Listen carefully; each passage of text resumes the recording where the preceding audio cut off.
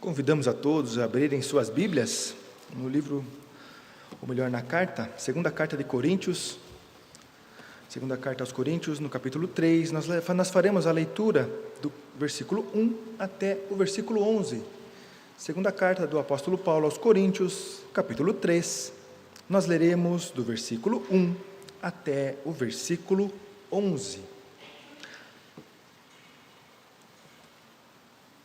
A palavra do Senhor nos diz assim: começamos porventura outra vez recomendar-nos a nós mesmos? Ou temos necessidade, como alguns, de cartas de recomendação para vós outros ou de vós?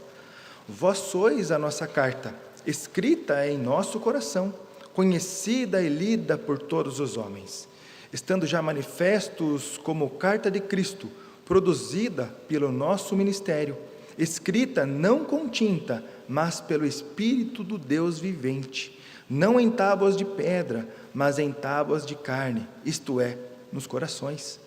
E é por intermédio de Cristo que temos tal confiança em Deus. Não que por nós mesmos sejamos capazes de pensar alguma coisa, como se partisse de nós. Pelo contrário, a nossa suficiência vem de Deus, o qual nos habilitou para sermos ministros de uma nova aliança, não da letra, mas do Espírito, porque a letra mata, mas o Espírito vivifica. E se o ministério da morte, gravado com letras em pedras, se revestiu de glória, a ponto de os filhos de Israel não poderem fitar a face de Moisés, por causa da glória do seu rosto, ainda que desvanecente, como não será de maior glória o ministério do Espírito? Porque se o ministério da condenação foi glória, em muito maior proporção será glorioso o ministério da justiça. Porquanto, na verdade, o que outrora foi glorificado neste respeito já não resplandece, diante da atual sobre excelente glória. Porque se desvanecia, teve sua glória. Muito mais glória tem o que é permanente. Vamos orar mais uma vez?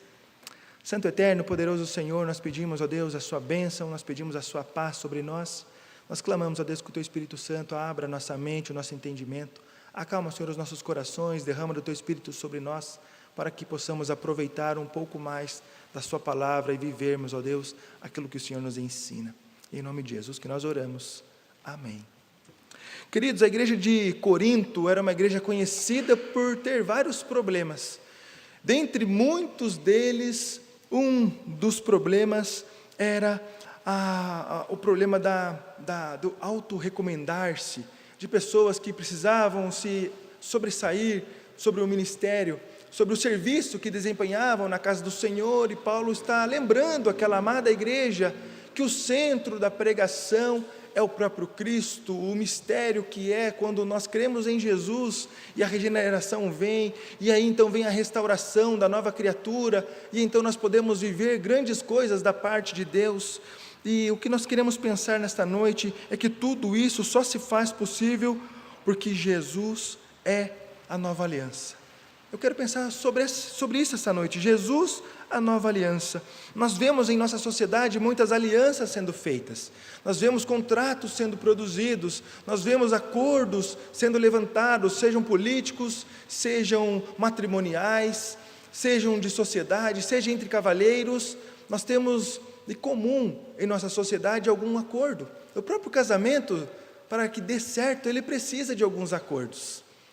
É duas culturas que se transformam em uma, e então alguns acordos precisam serem feitos. E nós vemos na palavra do Senhor que o mais importante, que a aliança perfeita, ela veio do próprio Deus. No tempo oportuno, o Senhor enviou o seu Filho. No tempo oportuno, o Senhor sacrificou o seu Filho. No tempo oportuno, Ele ressuscitou, para que nós pudéssemos participar dessa nova aliança.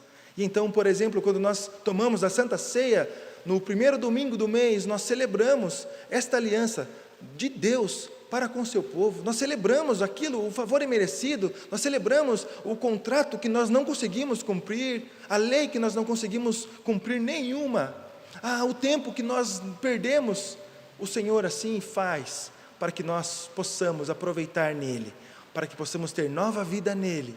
O Senhor é quem toma a atitude para sermos o seu povo, é o Senhor quem faz a promessa. A aliança ela inicia lá em Gênesis 3,15, quando Adão e Eva caíram no pecado. Então o Senhor faz uma aliança, anunciando que o descendente viria para ser o Salvador.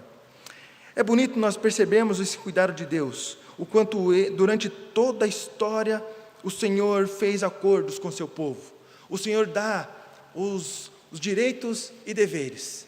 Ele avisa desde o Éden, se você me obedecer, você tem vida, se você me desobedecer, você vai ter a morte. Deliberadamente foi escolhida a morte. Quando o Senhor chama Abraão, ele faz com ele uma aliança, também com condições. Quando o Senhor atravessa com o povo na terra prometida, para a terra prometida, ele faz, quando está chegando a hora de entrar, ele faz uma nova aliança, muito parecida com o Éden. Se vocês me obedecerem, se vocês continuarem fiéis a mim, vocês terão vida, vocês terão prosperidade. Mas se vocês escolherem a idolatria, se vocês escolherem não me obedecer, vocês terão problemas. E isso se estende a nós também, irmãos. Nós provamos muitas vezes das bênçãos, das dificuldades que muitas vezes nós mesmos buscamos, nós mesmos caímos, e nós somos convidados à luz da palavra do Senhor, nós somos convidados a perceber esse privilégio que é participar desse pacto que o Senhor fez com o sangue do seu Filho, com a restauração de tudo aquilo que foi perdido, daquilo que foi caído, daquilo que foi deturpado, daquilo que foi corrompido pelo pecado. E então ele faz tudo novo a partir de Jesus. Ele chama um povo, ele propõe aliança, novamente ele chama um povo, propõe aliança, e novamente ele envia seu Filho, e ele propõe uma aliança a partir de Jesus. Aliança essa definitiva, a qual nós não conseguimos quebrar. Talvez nós conseguimos somente negar que ela exista, como nós vemos a sociedade negando Jesus o tempo todo, mas nós não conseguimos quebrá-la, porque o Senhor é quem fez, de forma divina, de forma perfeita, de forma inquebrável. Em primeiro lugar, nesse texto, eu queria pensar com os irmãos nessa noite, a nova aliança restaura e traz uma nova vida. A nova aliança restaura e traz uma nova vida. A partir do momento quando nós cremos em Jesus, nós não conseguimos continuar como estamos. É lindo ver pessoas chegando aos pés da cruz, reconhecendo Jesus, coisa que nunca tinha ouvido ou não tinha entendido, e o quanto que aquela pessoa ela busca do Senhor, ela quer transformar a vida, ela quer buscar, ela quer mais, ela quer mais, ela quer mais. E com o tempo isso vai se esfriando. A igreja de Corinto não foi diferente. Então o apóstolo Paulo está exortando sobre a igreja deixar de proclamar as próprias virtudes e proclamar as virtudes do Evangelho. Transformar a sociedade onde está pelo poder do Evangelho. Reconhecer aonde estava e entender para onde está indo, Nova Jerusalém, e viver de forma digna do Evangelho. João Calvino, comentando esse texto, ele diz que a igreja já sabia deste erro, que ela continuava cometendo. Eles olhavam para Paulo e se sentiam ofendidos pela sua excelência no serviço, e isso impedia a sua autossuficiência narcisista.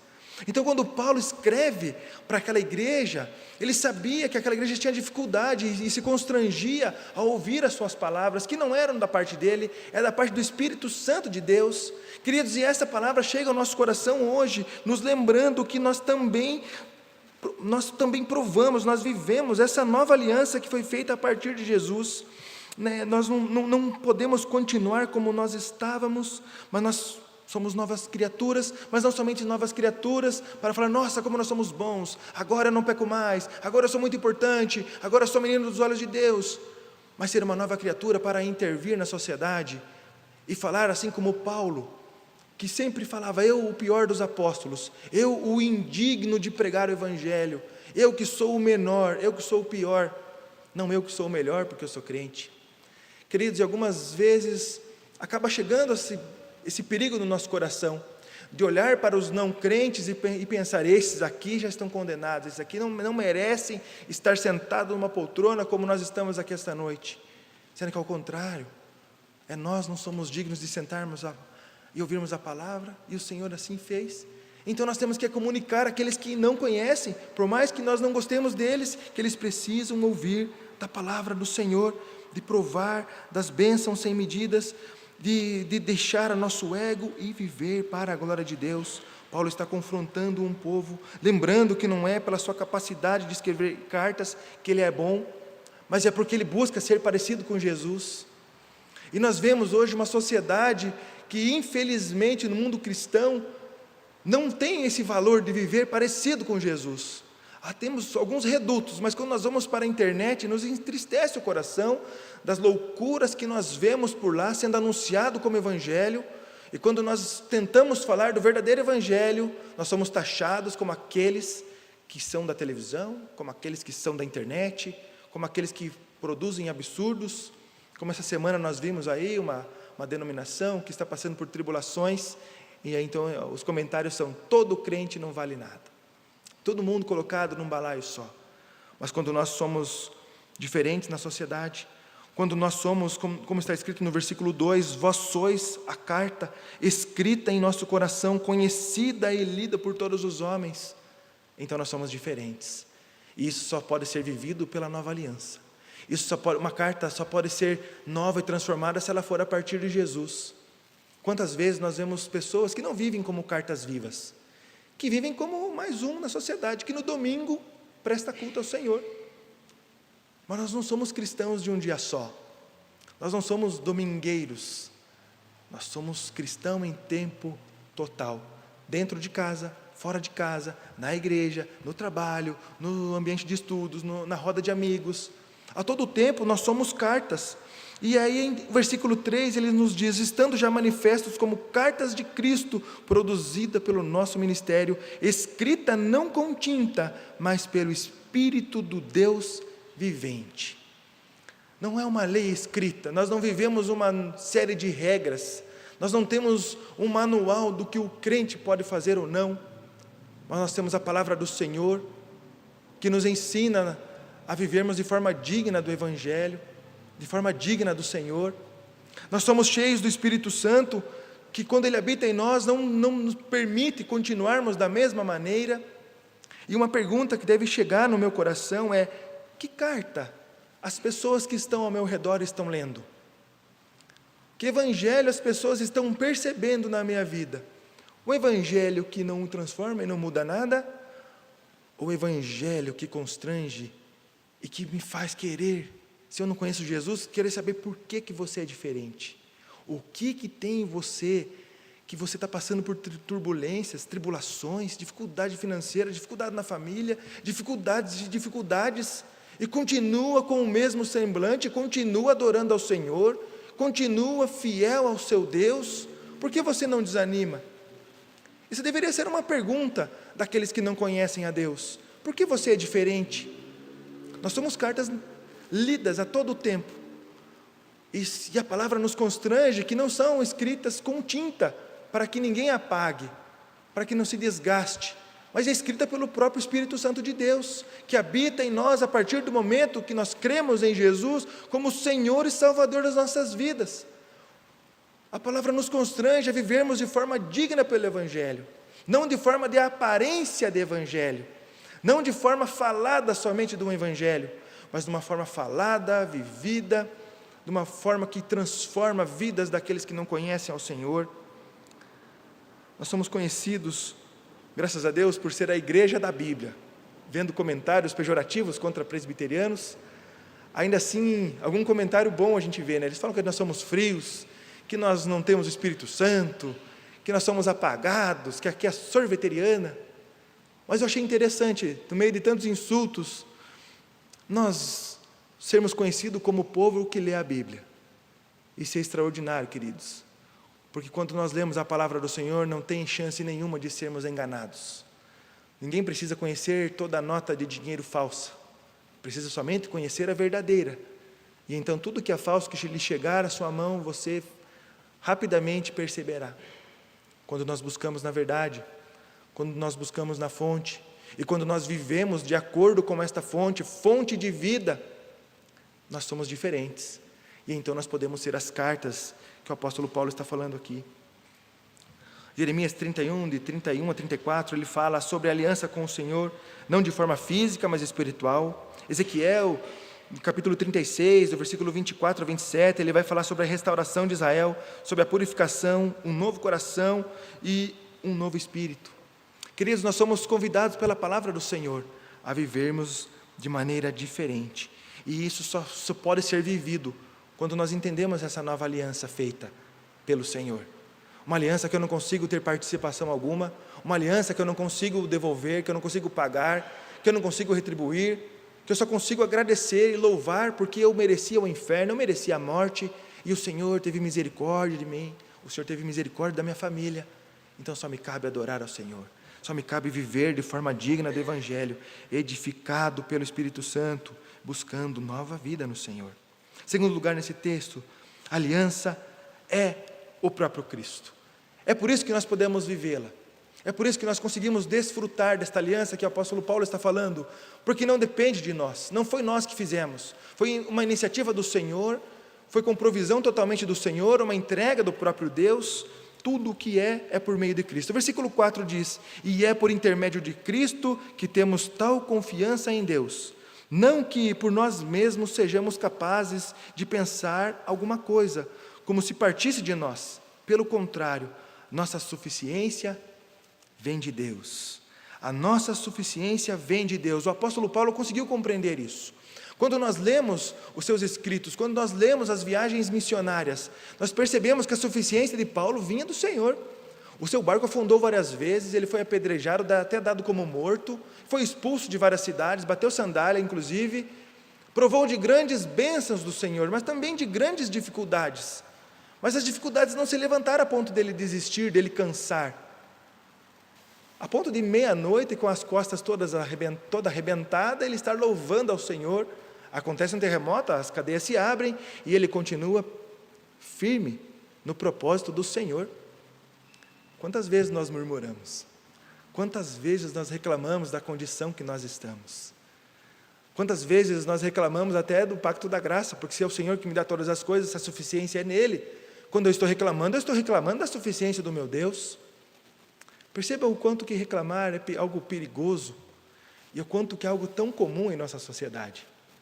Numa conversa fácil de fila de mercado, nós vemos as pessoas reclamando do quanto está demorando para ser atendido, nós percebemos pessoas reclamando do calor, reclamando do frio, reclamando da chuva, reclamando da seca. A insatisfação humana, ela aponta o quanto nós estamos afundados no pecado, o quanto nós temos a dificuldade de perceber a suficiência total no Senhor.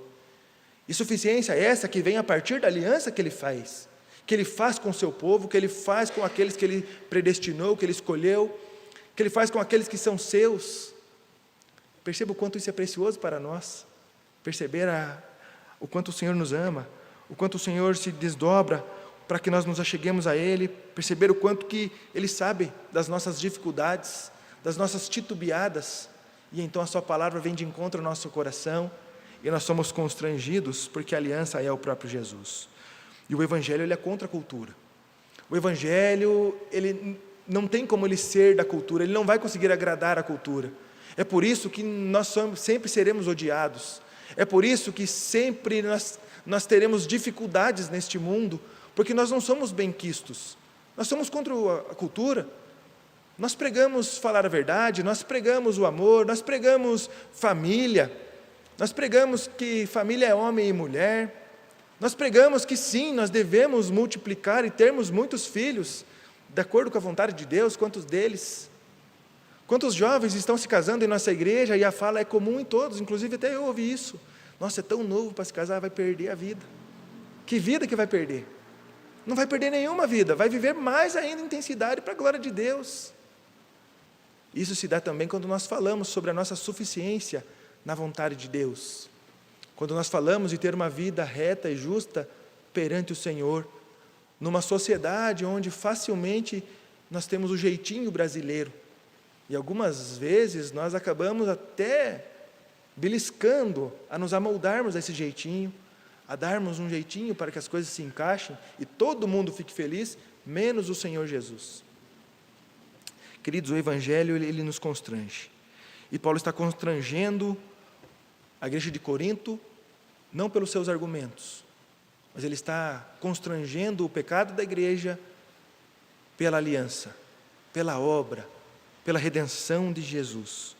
Quando Jesus é o centro, nós acertamos um pouco mais as nossas vidas. Quando Jesus é o centro da minha vida, então eu terei maior facilidade de negar as vontades da carne. Quando Jesus é o centro da minha vida, eu me comportarei diferente dos demais que estão na sociedade. Mas quando Jesus não é o centro, então nós teremos muita dificuldade. E nós somos convidados a lembrar que o Senhor é o centro, que o próprio Deus faz aliança, o próprio Deus é o fiador, o próprio Deus é o mantenedor, Ele é o consumador, e Ele nos dá a esperança que Ele está voltando. Nós vemos hoje tantas tragédias que o homem causou, ou de tragédia natural, e o quanto que em comentários de internet sempre tem alguém falando, Jesus está voltando. E quem escreve isso, embaixo vem grandes textos falando que é um fanático, que é um louco. E lendo um comentário desse eu penso, faz todo sentido chamar de louco. Faz todo sentido você reclamar disso. Porque se Jesus vem, a condenação é certa. E essa sociedade não gosta de condenação. A sociedade gosta somente de aprovar os prazeres da carne. E nós somos convidados a mais uma vez sermos diferentes. Pela aliança do Senhor. Pela provisão do Senhor. E uma pergunta que pode chegar também ao meu coração é: por que eu ainda duvido? Por que eu ainda não consigo viver com Jesus totalmente no centro? Por que eu preciso ter ainda o meu ego à frente? Assim como essa igreja estava demonstrando que precisava ser reconhecida. Por que algumas vezes nós não conseguimos perceber o poder de Deus na minha vida, o poder de Deus na minha família, o poder de Deus sendo manifestado através da minha vida na vida daqueles que não conhecem Jesus? Quando Jesus não é o centro, a resposta fica clara. A suficiência vem de Deus. Nós somos convidados a nos esvaziarmos de nós mesmos e lembrarmos do versículo 4. É por intermédio de Cristo que temos tal confiança em Deus. Não é pela nossa condição, não é pela nossa força, não é por quem nós somos ou queremos ser, mas é somente por Jesus, o nosso Senhor e Salvador. Nós somos convidados a lembrar que a partir da nova aliança, em terceiro lugar, nós somos habilitados para sermos ministro da nova aliança. Versículo 6 nos diz assim: no qual nos habilitou para sermos ministro de uma nova aliança, não da letra, mas do Espírito, porque a letra mata, mas o Espírito vivifica.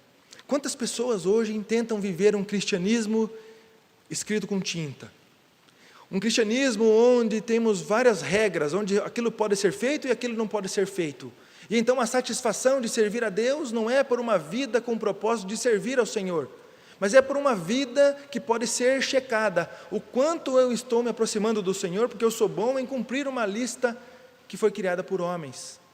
E sendo que nós somos convidados a nos constranger, porque essa lista não existe. O que existe é a palavra do Senhor nos mostrando quem nós devemos ser a partir de Jesus, sermos parecidos com Ele, vivermos para a glória dEle, ensinarmos e vivermos assim tudo o que Ele ensinou, tudo o que Ele viveu com os seus discípulos, que é algo muito mais extraordinário do que cumprir uma lista, e também muito mais difícil. É por isso que muitas denominações não falam para viver como Jesus, mas inventam uma série de regras, para que assim vocês possam se sentir feliz de ser um cristão de listinha, sendo que nós somos convidados a sermos discípulos de Jesus, à luz da palavra, entendendo que a letra que mata é uma letra que era somente uma lei vivida para ser cumprida, e não uma lei no coração, não o temor no Senhor por entender quem o Senhor é e viver para a glória desse Deus que me ama a um ponto de matar o seu próprio filho, mas viver um evangelho que é por escrita. E Paulo está falando, não é escrito, é pelo Espírito Santo, é escrito no seu coração. A revelação que o Senhor nos traz é pelo próprio Deus. E aí então nós conseguiremos viver de forma digna neste mundo por sermos cheios do Espírito Santo, não sermos cheios da letra, não sermos cheios de palavras escritas com tinta, como a palavra que nos diz. Versículo 8: como não será de maior glória o ministério do Espírito? Como não será de maior glória o ministério do Espírito? Mas para vivermos o ministério do Espírito, nós precisamos estar cheios do Espírito Santo de Deus. Nós precisamos estar buscando ao Senhor com uma vida voltada para Jesus, com uma vida com o Senhor ao centro, não como uma lista de deveres que eu tenho. Eu tenho que tal hora ler a Bíblia, então tal hora eu tenho que orar. Então eu já cumpri a minha parte, eu já tive uma devocional, eu já falei com Deus hoje. Mas é o tempo todo, em espírito e em verdade, está falando com o Senhor. Quando nós temos o nosso tempo em secreto, nos quebrantando, falando com Deus, transbordando os desejos, os anseios, as vontades do nosso coração, mas também quando nós estamos fazendo as atividades normais, vivendo como se Jesus estivesse ali do meu lado. Que constrangimento não seria se eu soubesse que eu estou trabalhando e Jesus está sentado numa cadeira ao lado? Que constrangimento não seria se quando chega uma oportunidade de dar um jeitinho brasileiro, eu conseguisse olhar para Jesus e ver aquele olhar de reprovação, assim como Pedro recebeu quando estava negando Jesus pela terceira vez. Se o Espírito Santo habita em nós, nós estamos com o Senhor a todo tempo. Isso deveria nos constranger a viver pela carne, viver pelo pecado. E então vivermos pela graça do Senhor, lembrando da aliança que o Senhor fez, da provisão que o Senhor nos dá, da esperança da nova vida a partir do Evangelho, não porque nós queremos ser ou não queremos ser, mas sermos aqueles a quem o Senhor nos separou para sermos, um povo de propriedade exclusiva do Senhor, um povo comprado a preço de sangue, um povo comprado pelo Cordeiro Santo, retirado do pecado e livres para a vida a partir de Jesus. É esse o motivo de nós falarmos de Jesus. É esse o motivo de nós sermos cartas que a sociedade possa olhar e se constranger e querer viver assim como nós também vivemos. Há uma frase que eu não sei de quem é, mas que diz assim: sua vida como crente deveria fazer os não crentes questionarem a descrença deles em Deus. Vou ler de novo. Sua vida como crente deveria fazer os não crentes questionarem a sua descrença deles em Deus. Um ateu deveria olhar para um cristão e falar assim: não faz sentido o que eu penso. Não faz sentido nenhum eu viver assim se eu estou olhando para um cristão e vivendo tudo que ele prova do Senhor, a maneira que ele é diferente, a maneira que ele é uma carta viva, a maneira que ele agradece ao Senhor mesmo em meio à tribulação. Isso deveria constranger aqueles que não conhecem a Deus. Mas muitas vezes nós vivemos como agentes secretos, não como cartas vivas e cartas abertas, mas como se alguém perguntar, eu falo, mas se não, não vou intervir não. E o convite é sermos cartas, é sermos arautos, é irmos com poder, com intrepidez, cheios do Espírito Santo. E de novo, se não for pelo Espírito Santo não vai acontecer nada, a nossa vida será vazia, nós seremos nós mesmos, mas se nós estamos cheios do Espírito Santo, então nós vamos provar e ver daquilo que os discípulos de Jesus viveram.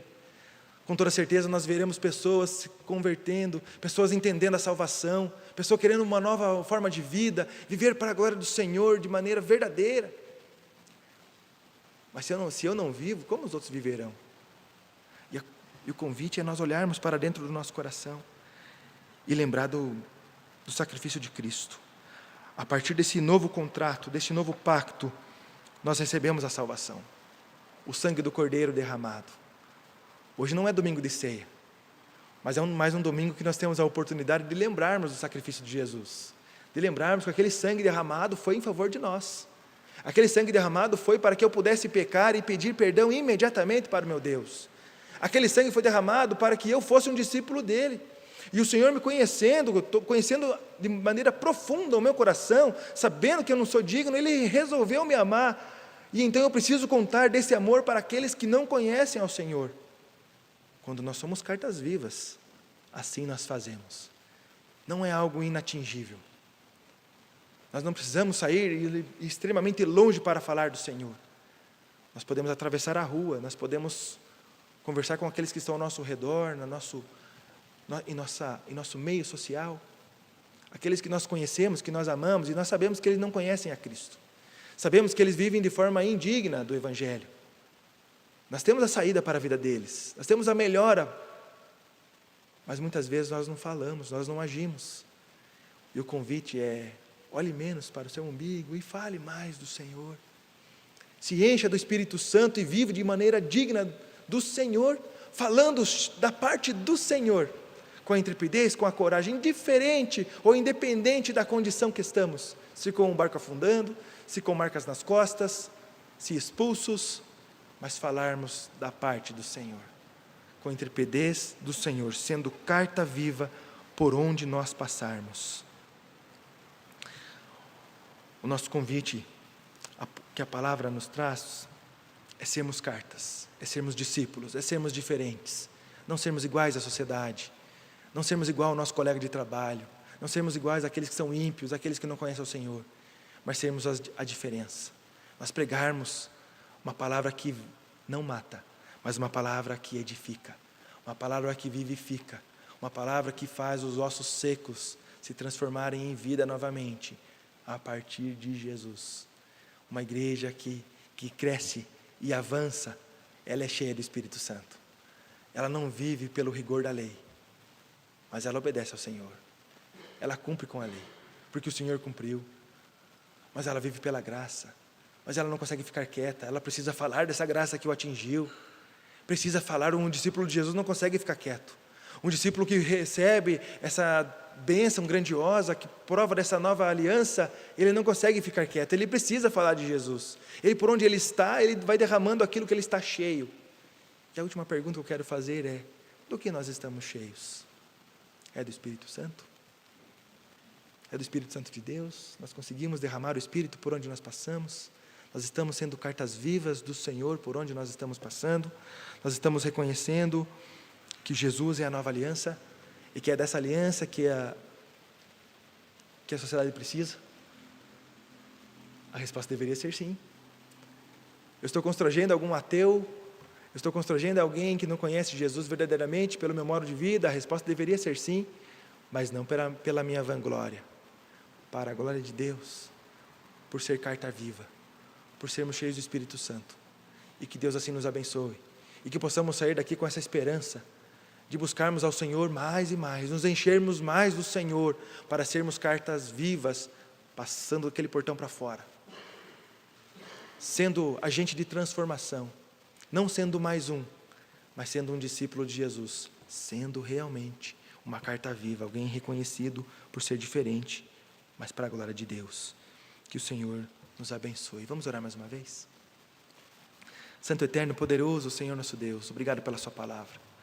Obrigado, Pai, porque o Senhor nos constrange, nos mostra quem somos.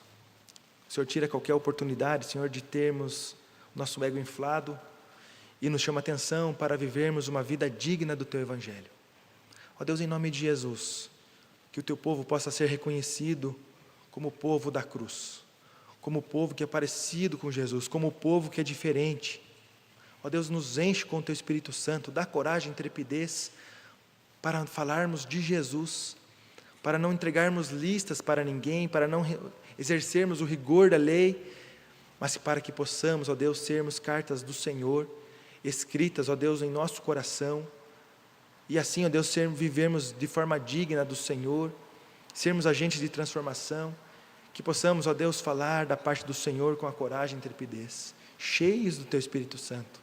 Ó Deus, em nome de Jesus, que possamos reconhecer, ó Deus, as nossas debilidades, as nossas dificuldades, a nossa covardia, e que possamos, ó Deus, nos enchermos cada vez mais do Teu Espírito Santo, ó Deus, falando da parte do Senhor, como um discípulo do Senhor, como uma carta viva do Senhor. E é em nome de Jesus que nós oramos. Amém. Amém. Ficamos em pé e louvemos ao nosso Deus mais uma vez.